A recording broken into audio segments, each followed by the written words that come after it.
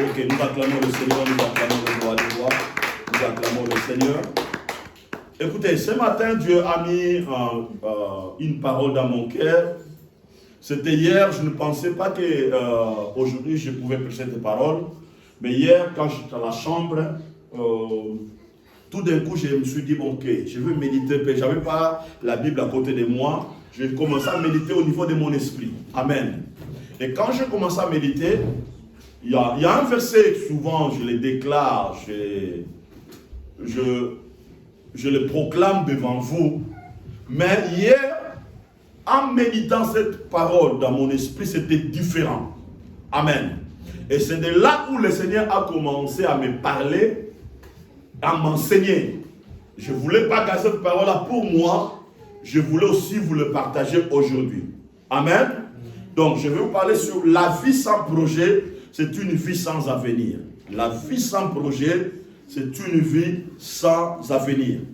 Le verset que j'ai lu hier dans mon esprit, c'est Jérémie 29, verset 11. Jérémie 29, verset 11. Jérémie 29, verset 11. Jérémie 29, verset 11. Jérémie 29, verset 11. On va lire deux versions. Exaucé, tu lis ta version, s'il vous plaît, tu mets-toi debout. Tu lis ta version, après moi je vais lire aussi ces versions ici. Car moi le Seigneur, je sais bien quel projet je forme pour vous, et je vous l'affirme, ce ne sont pas des projets de malheur, mais des projets de bonheur, que vous donnez un avenir à espérer. Amen. Car je connais les projets que j'ai formés sur vous, dit l'Éternel. Projet de paix et non de malheur, afin de vous donner un avenir et de l'espérance. Jérémie 29, verset 11. Amen. Écoutez, le Dieu qui nous a créés, c'est un Dieu de projet. Le Dieu qui nous a créés, c'est un Dieu de projet. Tout ce que Dieu a fait, tout ce que Dieu a créé, Dieu l'avait planifié. Amen. Je vous ai toujours dit que vous et moi, nous ne sommes pas le fruit d'un accident. Nous sommes le fruit de la volonté de Dieu. Il y a quelque chose de très puissant dans ce que Dieu déclare ici. Il dit, je connais le projet que j'ai formé sur vous. Donc, un projet que Dieu a planifié. Un projet que Dieu a conçu. Amen. Et ce projet-là, Dieu l'a conçu pour vous et moi. Et ce projet-là, elle est dans la pensée de Dieu. Elle est dans l'agenda de Dieu. Et le regard de Dieu, les yeux de Dieu est fixé sur le projet qu'il a formé pour vous et moi. Or, dans le projet que Dieu a formé pour vous et moi, il y a un temps dont Dieu poursuit dans ce projet-là. Amen. Parce que dans le projet, il y a des choses. Il y a le temps à long terme et il y a le temps à court terme. Alléluia. Et dans le projet de Dieu, Dieu a planifié les choses pour notre avenir. Et il y a aussi des choses Dieu a planifiées en court terme pour notre vie, pour nous préparer dans la maturité, pour nous tailler, nous façonner, afin de nous amener au projet de long terme qu'il a conçu ou il a planifié pour vous et moi. Alléluia. Je pense que vous serez d'accord avec moi que vous et moi, nous sommes le fruit de la pensée de Dieu. La Bible dit ceci, tel qu'il est et tel que nous sommes. Amen. Tel qu'il est, tel que nous sommes. Maintenant, comme Dieu c'est un Dieu de projet, et vous et moi aussi, Dieu nous a placés sur la terre, non pour vivre sans vision, non pour vivre avec une vie sans projet, non pour vivre avec une vie sans but, non pour vivre avec une vie sans planification. Dieu nous a mis sur la terre afin que nous soyons des hommes et des femmes qui planifient des projets, qui mettent des projets en place. Parce que il y a des choses que nous devons comprendre. La vision et le projet servent en faveur de quelque chose. Amen.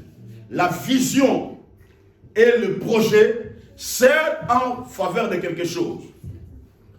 Dieu, c'est un visionnaire. Amen. Il est aussi un Dieu de projet. Dieu, c'est un visionnaire. Il est aussi un Dieu de projet. Sa vision et ce projet a servi à la création, a servi à la réalisation de quelque chose. Donc, lorsqu'on a la vision, lorsqu'on a un projet, ces deux fondements te permettent de poursuivre quelque chose. Amen. Parce que tu ne peux jamais poursuivre quelque chose si tu n'as pas un projet. Si tu n'as pas la vision. Amen. Donc, la vision et le projet t'orientent ou nous orientent ou nous conduisent vers un avenir. Alléluia. Parce que le projet change la vie. Le projet change la vie. Alléluia. Le projet change la vie. Souvent, dans la vie de plusieurs personnes, ils disent, je prie, je sers Dieu. Mais je sens comme si, dans certains domaines de ma vie, c'est comme si les démons ou les diables ont bloqué ma vie. Je sens que les choses ne bougent pas. Alléluia. Maintenant, tu peux dire ça c'est bien. Mais si tu y as une vie de projet, bien aimé, tu peux changer certaines réalités dans ta vie. D'ailleurs, la Bible dit ceci. Recommandez ton projet à l'Éternel et l'Éternel agira. Recommandez ton projet à l'Éternel et l'Éternel agira. Souvent, nous n'arrivons pas à progresser, à avancer dans la vie parce que souvent, nous ne sommes pas capables de concevoir ou de mettre des projets en place. Alléluia. Beaucoup de gens disent, je n'arrive pas à mettre ce projet en place parce que je n'ai pas l'argent. Je n'arrive pas à faire ça parce que je n'ai pas l'argent. Amen. Ce qui attire l'argent, c'est le projet. Ce qui attire l'argent, c'est le projet. Parce que dans chaque projet, il y a la puissance. Dans chaque projet, il y a la puissance. Lisons un peu Job, chapitre 23, verset 13. Job 23, verset 13. Job 23, verset 13. Job 23.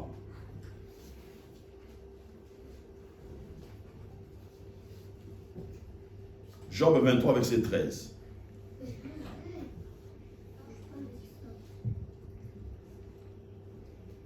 Exode s'il vous plaît.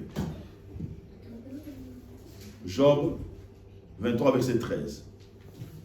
Mais il n'a qu'une idée qui la fera changer. Ce qu'il a désiré, il a réalisé. Amen. Mais sa résolution est arrêtée. Qui s'y opposera? Ce que mon âme désire, il exécute. pardon, ce que son âme désire, il l'exécute. Regardez bien ici, c'est Job qui déclare cette parole puissante. Il dit, sa résolution est arrêtée. Sa décision est arrêtée. Ce que son âme désire, il l'exécute. Donc on voit ici, Job présente Dieu dans sa vraie nature, d'un Dieu visionnaire, d'un Dieu qui fait des projets. Amen. Parce que quelqu'un qui ne fait pas de projets, c'est quelqu'un qui ne prend pas de décisions ou de résolutions. Donc on voit ici, Dieu, comme un Dieu de projet, il a pris des résolutions. Et ces résolutions-là, c'était déjà arrêté, planifié, mis en place. Et il a dit, ce que j'ai mis en place, qui s'y opposera? Amen. Qui s'y opposera? Cela veut dire, il a mis tout le système spirituel et physique en défi. Il a dit, ce que j'ai arrêté, la résolution que j'ai prise, la décision que j'ai prise, personne ne peut s'y opposer. Alléluia. Bien-aimé, quelqu'un qui mène une vie de projet, le monde spirituel peut combattre ce projet. Les gens peuvent combattre ce projet. Ces gens-là n'arriveront pas à arrêter ce projet lorsque tu prends une décision ferme. Lorsque tu te dis, ce que j'ai mis en place, je veux le poursuivre. Ce que j'ai mis en place, je persévérerai pour l'accomplir, bien-aimé. La main de Dieu sera derrière toi et te poussera à le faire. Alléluia. La main de Dieu te poussera à le faire. Tous les gens que vous voyez qui ont arrivé à réussir dans le monde, ce sont les gens qui avaient réussi de mettre des projets en place. Amen. Ce sont des gens qui avaient réussi de mettre des projets en place. Alléluia. Parce que le projet que tu mets en place te ouvre le chemin de l'avenir. Les gens qui font des projets, ils ne font pas le projet pour le moment présent, mais ils font le projet pour l'avenir. Alléluia. Alléluia. Maintenant écoutez, je vais vous dire une chose. Je pense que j'avais dit ça à l'école fondamentale de la foi. Lorsque Dieu a commencé à créer le monde, son objectif, amen, son objectif, ce n'était pas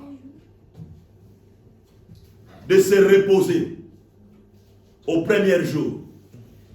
Son objectif était de travailler jusqu'au 6e jour et de se reposer le 7e jour. Pourquoi? Parce qu'il est un Dieu de projet. Alléluia. Parce qu'il avait déjà mis les choses en place. Il a dit, je veux poursuivre ces choses et je vais l'accomplir. Donc, comme les enfants de Dieu, tu dois avoir un agenda. Tu dois avoir un cahier et de commencer à écrire tes projets. Ce que tu veux atteindre, ce que tu veux accomplir, et commencer à dégager des moyens intellectuels au niveau de l'esprit pour commencer à bien regarder ces projets-là et de se dire, je suis capable d'accomplir ce que j'écris, je suis capable d'arriver dans la grandeur dont je pense au niveau de mon esprit. Amen. Parce que sans projet, ta vie ira nulle part.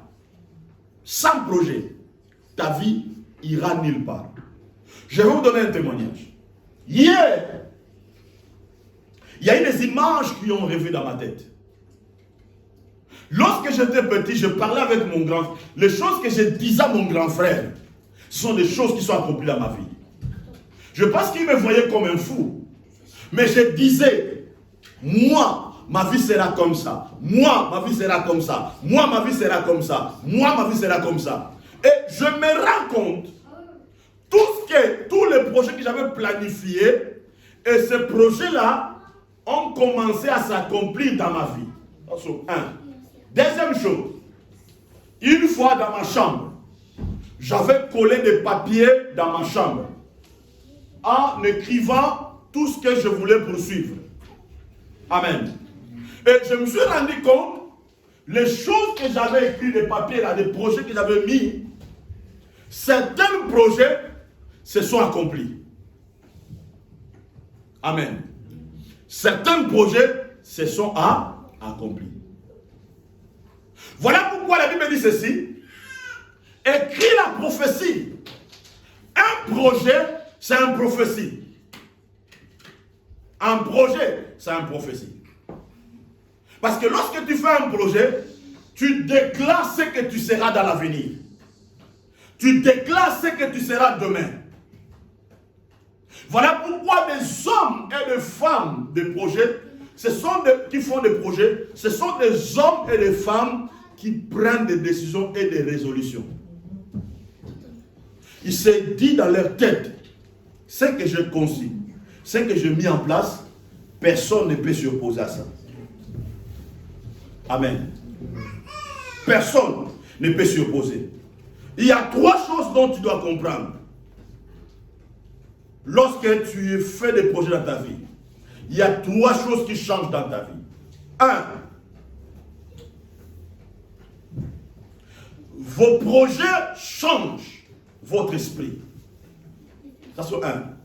Vos projets changent votre esprit. Romains 12, verset 11. Romains 12, verset 11. Romains 12, verset 11. Romains 12, verset 11.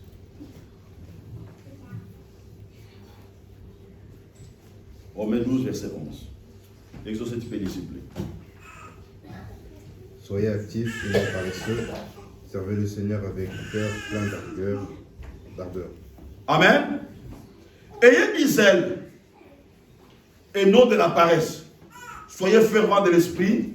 Servez le Seigneur. Amen. Dans la version d'Exaucé, on a dit quoi? On a dit quoi? Avec un cœur plein d'ardeur. Et de la ferveur, n'est-ce pas? Mais ici, on a dit ayez du zèle, non de la paresse. Soyez fervents de l'esprit et servez le Seigneur. Quand tu fais des projets dans ta vie, il y aura un changement au niveau de ton esprit. Cela veut dire que tu auras du zèle, tu seras fervent. Tu dois te battre, tu te donneras. Au niveau de ton esprit, il n'y aura pas de blocage. Tout sera clair au niveau de ton esprit. On peut mettre des montants devant toi. On peut mettre des obstacles devant toi. Amen. Tu ne verras pas ces obstacles-là. Ce que toi tu vois au niveau de ton esprit, ce sont des projets qui bouillonnent au niveau de ton esprit. Amen. Maintenant, regardez ce que je dis. Je connais le projet que j'ai formé sur vous, dit l'Éternel des armées, le projet de paix, non de malheur, afin de vous donner un avenir de l'espérance. Ça veut dire, lorsque tu fais des projets dans ta vie et que tu te bats pour toi, tu es en train de créer un avenir de l'espérance dans ta vie. Tu es en train de créer une vie de paix dans ta vie. Tu es en train de créer la stabilité autour de toi. Amen. Parce que c'est avec des projets que tu peux construire des villes. Avec des projets que tu peux bâtir de bonnes choses. Avec des projets que tu peux construire une entreprise. Avec des projets tu peux construire une famille équilibrée. Avec des projets tu peux donner un avenir à tes enfants. Avec des projets tu peux changer beaucoup de choses autour de toi. Amen. Mais aujourd'hui nous avons un problème dans nos églises aujourd'hui. Les gens viennent prier, mais il y a peu qui forment des projets dans leur vie. Or, tout à l'heure, je vous ai dit, la Bible déclare, recommandez ton projet à l'Éternel, et l'Éternel agira. Cela veut dire, Dieu agit derrière le projet. Regardez Dieu lui-même. Tout le projet que Dieu avait mis en place, il a agi derrière ce projet. Est-ce que vous comprenez? Il avait le projet de créer le ciel et la terre. C'était dans son esprit, c'était dans son agenda. Et il a agi, le ciel et la terre a existé. Il a créé les arbres, il a créé tout. Et il a agi derrière ça. Deuxième chose, quelqu'un qui fait des projets, son niveau de force et de puissance change. Parce que le projet élève votre force. Alléluia. Cela veut dire, vous ferez un effort nécessaire. Vous allez vous battre parce que vous avez un projet à accomplir. Exemple, c'est comme quelqu'un qui veut, c'est comme un athlète qui veut devenir un champion, qui veut recevoir le médaille en or. Et qu'est-ce qu'il va faire?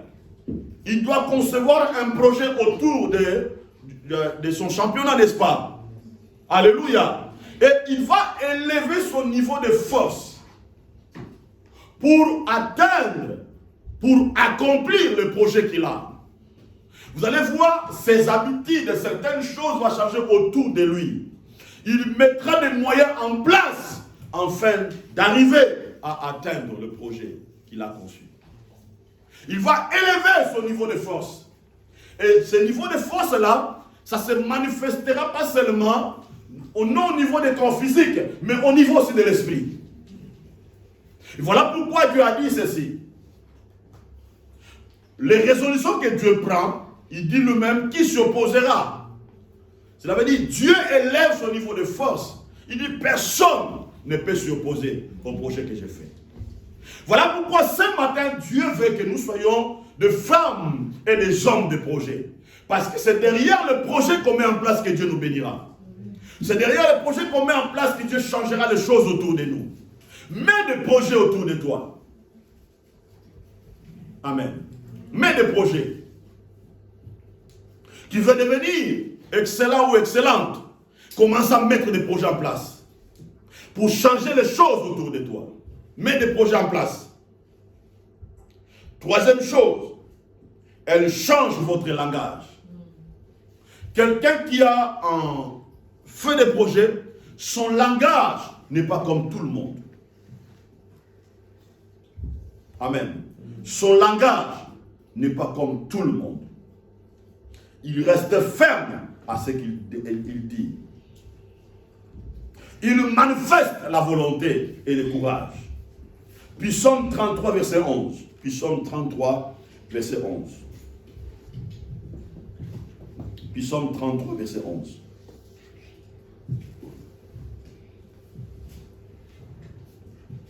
Psaume 33.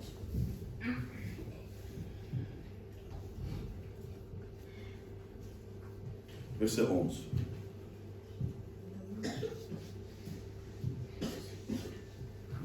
Tu peux lire s'il vous plaît. Psaume 33, verset 11.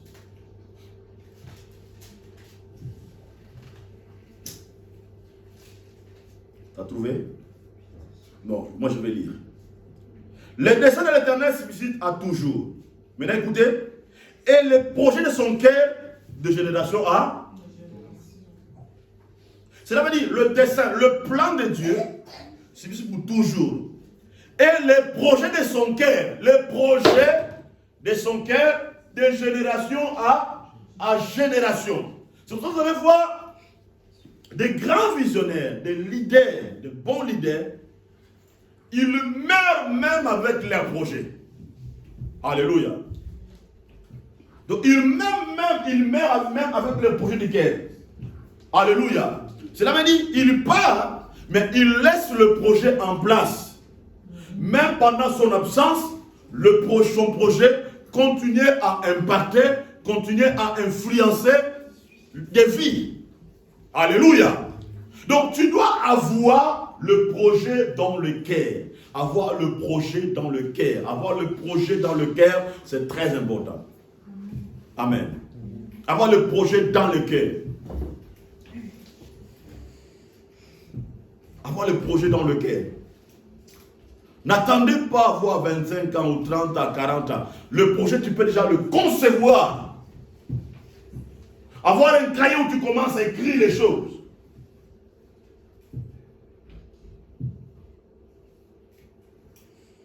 Une fois, Arson m'a dit, papa, moi je voulais être comme ça. Je voulais avoir beaucoup d'argent, je voulais faire ça, je voulais faire ça, je voulais faire ça. Mais là, ça commence à monter dans ma tête pour commencer à l'encourager, de lui dire que non, regardez, mon fils, fais ce que tu avais déclaré ça, commence à faire ça comme un projet. Moi, je parlais avec Darby, il m'a dit, papa, je voulais opérer dans tel secteur, tel secteur, tel secteur. C'est comme un projet. Alléluia. Maintenant, il doit se battre par rapport à ça. Il doit se fixer, se donner des moyens par rapport à ça. Alléluia. Donc, tous les jours dans ta vie, tu dois avoir le projet. Tu dois avoir le projet et te battre par rapport à ce projet-là. C'est très important. Proverbe 6, versets 5 à 8. Proverbe.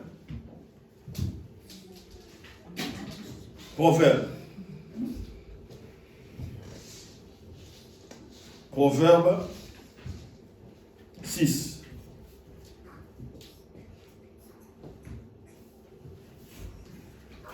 Proverbe 6, 5 à 8.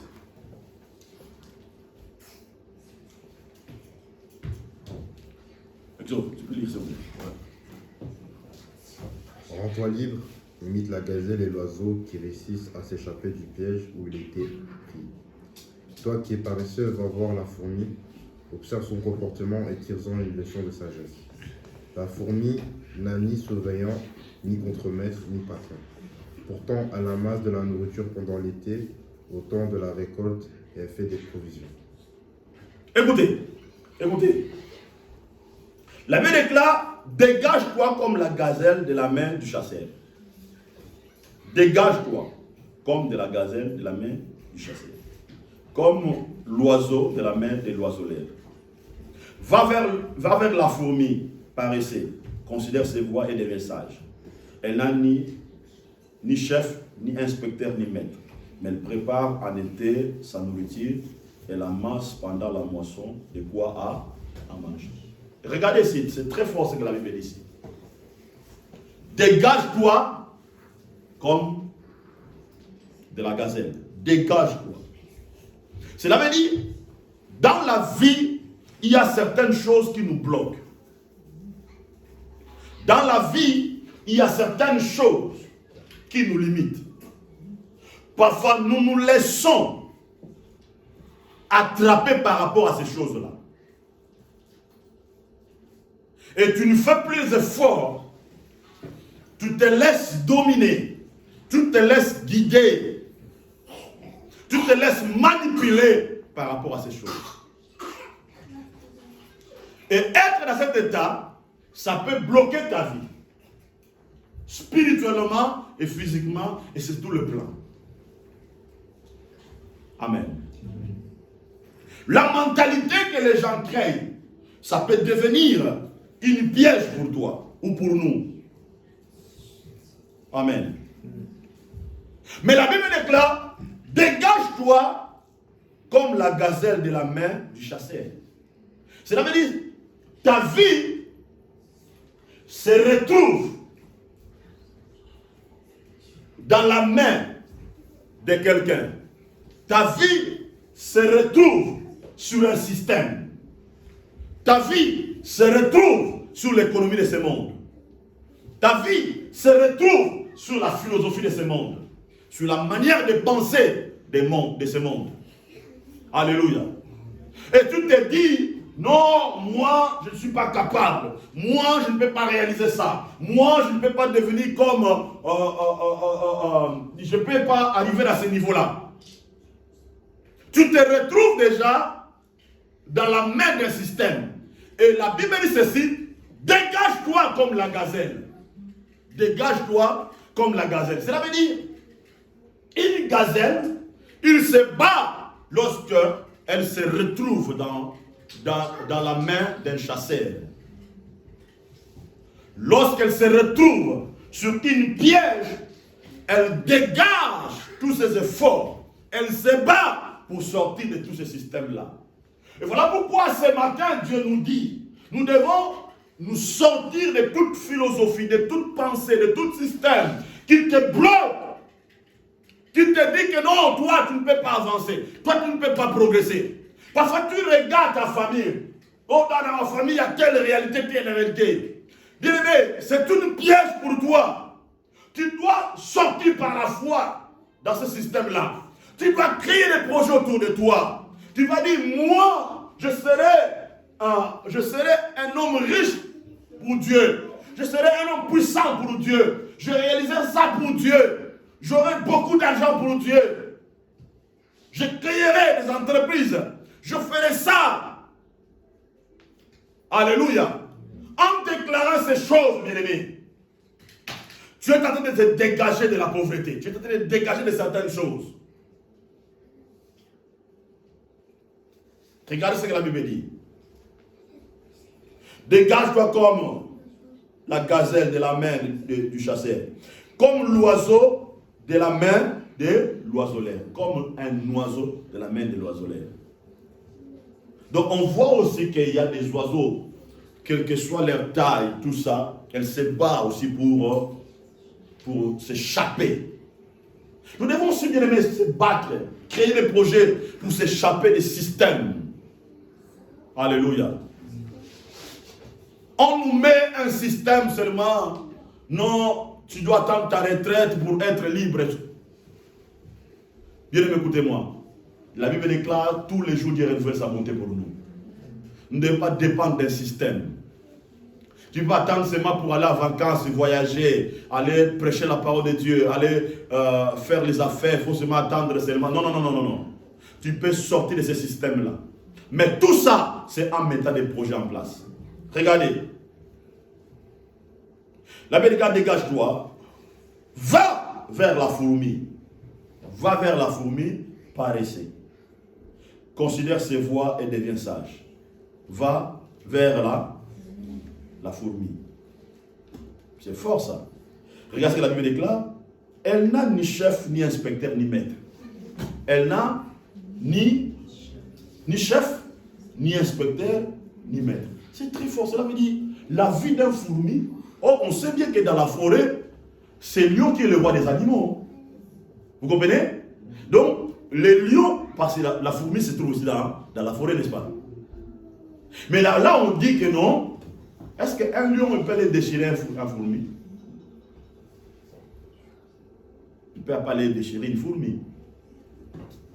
Mais écoutez, dans la mentalité des fourmis, il sait que ici, moi, dans la forêt, je n'ai ni chef, ni inspecteur, ni maître.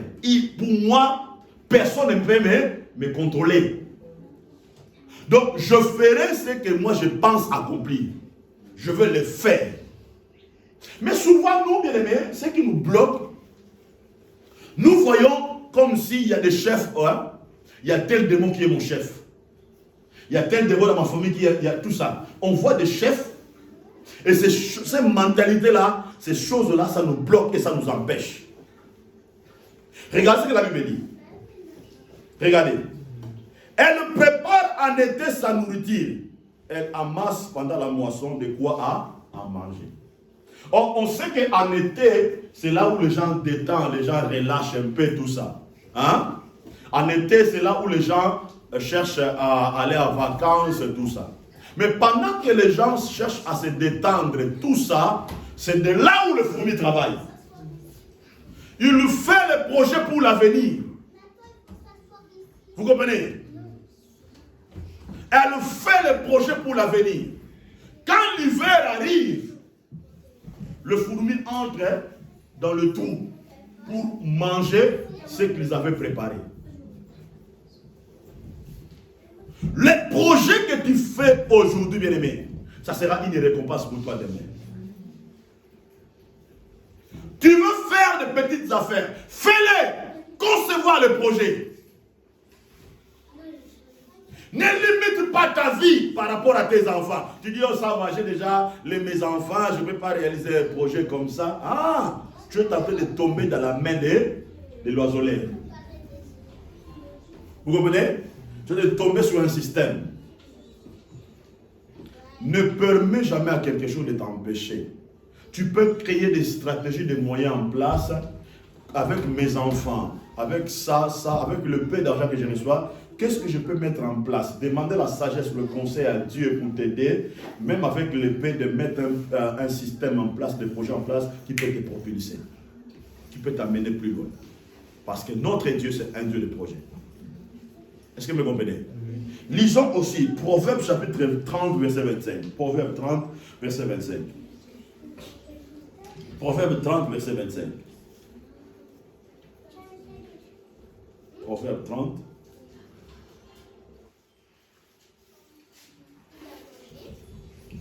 Proverbe 30, verset 25. Exorciste, Les fourmis qui n'ont pas de force, mais qui amassent leur nourriture pendant l'été.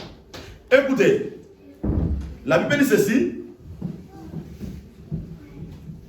Le fourmi, peuple sans force, prépare en été leur nourriture. Le fourmi, peuple sans force. On peut dire, peuple sans intelligence, peuple sans diplôme, peuple sans... mais ils préparent leur nourriture. Amen. Ils préparent leur nourriture en été. Ils préparent en été leur nourriture. Est-ce que vous me comprenez? Bien aimé, tu peux dire que tu es sans force. Tu peux dire que non, je n'ai pas tel niveau, je n'ai pas telle capacité, je viens d'une famille comme ça. Mais bien aimé, écoutez-moi, le projet, ça peut devenir une force qui peut changer ta vie.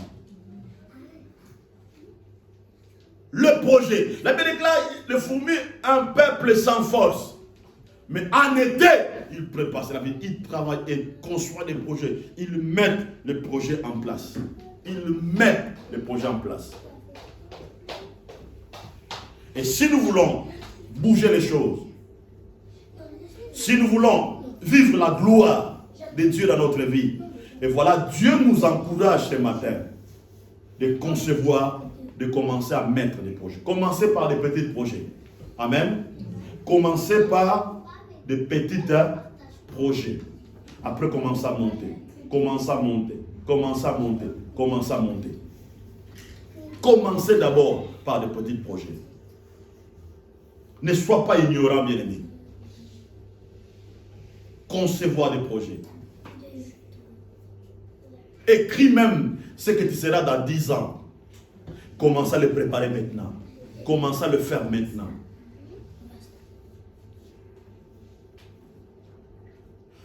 Je vais clôturer. Après, je vous donnerai le dernier verset parce que l'enseignement est tellement long. On va continuer ça dans les jours à venir. Je pense que en quatrième, quand David était en quatrième secondaire, il avait rencontré une difficulté. Et il savait que je n'étais pas content. Mais étant qu'un papa sage, ce jour-là, c'était pendant le soleil, c'était pendant le thé comme ça. Je prie David, j'ai dit accompagne-moi. J'avais pris la décision. J'avais besoin de changer l'école, mais j'ai regardé quelle école je peux le mettre. Je pense que nous sommes partis. Nous sommes sortis, on était quelque part, et là je lui ai parlé. Je lui ai parlé comme un père, tout ça. Et j'ai mis un projet en place. Je lui ai encouragé, je lui ai dit, fils, écoutez. Regardez l'objectif. Tu es en 4e. C'est possible d'arriver jusqu'en 6e. Mais regardez ce que tu dois faire, ça et ça et ça et ça et ça. Moi je crois, nous pouvons arriver. Moi je crois que tu peux arriver. Je lui ai parlé. Et comme Dieu est bon, j'ai rencontré une dame qui était la directrice d'une école. Et la femme là, elle a dit exactement, elle s'est appuyée sur ce que j'avais dit. Elle a dit à Darby, tu as de la chance d'avoir un père comme ça. Et en sortant, je commençais à encourager, encourager. Et depuis ce temps-là, les choses ont commencé à changer. 4e, il a passé 5e. 5e, il a passé 6e. Amen. Et je crois, cette année, elle va aller à l'université. Parce que je fixais, je mis un projet en place, je parlais comme un père, et je mis les moyens. Et l'année prochaine, quand je vais revenir pour son inscription à l'université, je lui avais déjà parlé. Je vais mettre maintenant un projet de 3 ans sans échec. Un projet de 3 ans sans échec. Je vais mettre ce projet en place, mettre des moyens en place, qu'il puisse passer 3 ans coup sur coup sans échec. Pourquoi? Parce que c'était un projet que j'avais mis en place et je l'ai mis au niveau de son esprit. La même chose aussi avec Garçon. J'avais parlé avec Garçon devant sa directrice à l'école. Je lui ai dit, fils, écoutez, tu es en 3e. Tu fais, la section que tu fais, c'est dire. Parce que opérer dans la chimie, c'est dire pour toi. Mais c'est possible. On a parlé. En 3e, je lui ai parlé, je lui ai motivé. En 3e pas, il a réussi, il a passé en 4e. Et en 4e, je suis allé aux réunions à l'école. La directrice m'a dit, en 4e, c'est très difficile en chimie. Parce qu'on leur donne, si c'est les papiers là, les certificats là, il rate ça en 4e, il va compromettre son université. J'ai parlé à Son, j'ai dit à Son, c'est possible. Ils ont dit, c'est difficile. Mais fils, si tu te bats, tu mets un moyen en place. Regarde, le projet à mettre en place. Et en 4e pas, il a réussi. Et il a passé en 5e. Maintenant, lorsqu'il a passé en 5e, Son a commencé à regarder les défis. Début l'année, il a commencé à me dire, non papa, tout ça, tu vois. Je dis, fils, écoutez, regardez les enjeux dans l'avenir. Tu as des projets. Mais les gens qui auront beaucoup d'argent dans l'avenir, ce sont les chimistes. Ce sont les gens qui vont travailler dans ces domaines. Je dis, regarde les enjeux d'avenir. Regardez leur salaire, regardez ça. Je dis, tu peux te battre. Ne te décourage pas. Première année, premier trimestre, il a travaillé sans échec. Je lui dis, bats-toi et continue. Et le 30, je lui souhaite bon réussite. Pourquoi? Parce que j'ai compris une chose, j'ai saisi une chose. J'ai compris que non, avec le projet, nous pouvons changer les choses. Avec le projet, nous pouvons bouger les choses. Et voilà pourquoi Dieu ce matin, il vient de nous parler. Que nous soyons des hommes et des femmes, des projets. Lisons ces derniers versets, Proverbes, chapitre 13, verset 4. Proverbe 13, verset 4.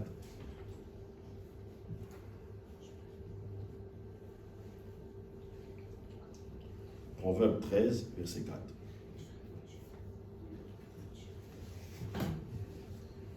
Il ne sert à rien pour un paresseux de convoiter quelque chose, mais un homme actif obtient ce qu'il désire. Amen. L'âme du paresseux a des désirs qu'il ne peut satisfaire. Mais l'âme des hommes et dirigeants sera rassasiée. Écoutez, la paix déclare, tout le monde sur la terre, il a envie de réussir, n'est-ce pas? Tout le monde. Tout le monde. Mais la Bible déclare, l'âme du paresseux a des désirs qu'il ne peut satisfaire. C'est-à-dire, même un paresseux, il a des désirs de faire quelque chose, de réussir. Mais la Bible déclare, il sera incapable de l'accomplir. Pourquoi? Parce qu'il est paresseux. Vous comprenez? Mais celui qui a le désir, il a la volonté d'accomplir quelque chose, il arrivera à réaliser ce qu'il pense à accomplir. C'est très important que nous comprenions ça. C'est très capital que nous puissions comprendre ça. Tu peux avoir l'envie de réussir, tu peux avoir, mais ne soyez pas paresseux. Bats-toi par rapport à ça. Bats-toi par rapport à tes projets. Donne-toi davantage. Et tu verras, bien aimé, ton avenir sera un avenir de l'espérance. Que Dieu vous bénisse.